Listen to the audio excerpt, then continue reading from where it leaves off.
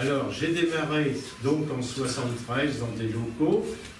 J'ai repris en 73 l'atelier de Bernard Legrand, qui était maître verrier à Billorel. Lui, après, s'est mis à 100% à faire la restauration du mobilier liturgique. Et puis, il m'a redonné, en fait, la clientèle en commençant par les arts sacrés, à restaurer du vitrail ou compléter, enfin, différentes choses dans le département 27 et 76. Rapidement, j'ai eu la chance d'avoir du travail. Et puis, c'était des fonds qu'il fallait utiliser. Alors donc, je me trouvais au bon moment. Hein. Il fallait une nouvelle génération. Il y avait un vieil atelier de vis. Il y avait Bernard Legrand aussi, qui finissait lentement. Donc, je me suis trouvé au bon moment. Et puis, comme j'avais la pratique du métier, et ça m'a permis de développer l'entreprise. Alors, le vitrail, voilà, on va commencer l'historique. Il y a un métier, évidemment, moyenâgeux. Donc, il existe depuis le XIe siècle, même Xe siècle.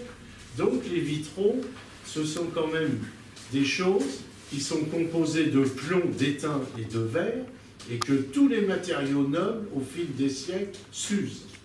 Alors, comment nous, nos vitraux, depuis le Moyen-Âge, s'usent? Eh bien, écoutez, vous allez en voir aujourd'hui un exemple sur des copies du XIIIe siècle, qui sont du siècle dernier, c'est-à-dire fin 19e. Ce sont des copies pour le roman, le gothique, la Renaissance, et puis d'un seul coup, fin XVIe siècle, plus d'apparition d'architecture, plus de vitraux. On a repris au XVIIIe siècle, c'est-à-dire qu'en France, on a été un siècle sans faire de vitraux, également en architecture.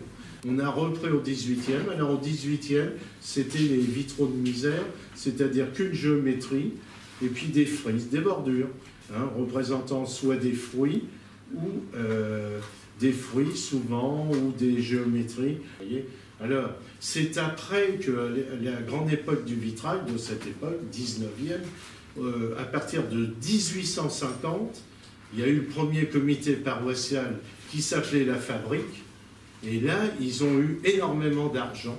Et c'est là que toutes les églises ont eu des travaux.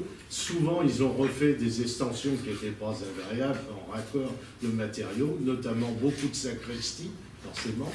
Et puis les églises de cette époque, qu'on retrouve aujourd'hui, telles que mon église du village, des Essarts, de cette époque, de reprise de matériaux différents.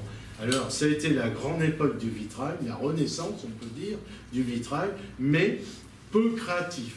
C'était que des reprises du Moyen-Âge, comme celle-ci, des vitraux du XIIIe siècle, cage à mouches, comme on voit accompagnés de médaillons à Chartres, tout dans des grands édifices.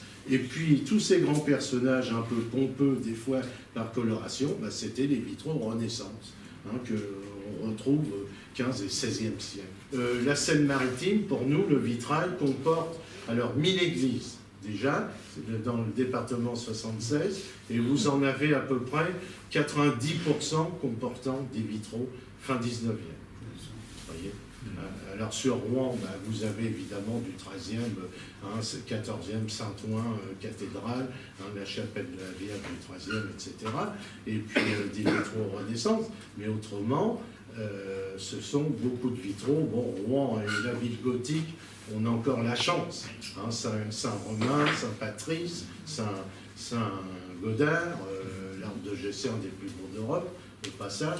Enfin, on a quand même encore une chance d'avoir la ville, dit-on, sans clocher. Il reste quand même un pourcentage de choses intéressantes aujourd'hui. Et la vallée de la Seine. Donc, Côte-Becancourt, tous ces édifices, Villequier, les vitraux 15-16e.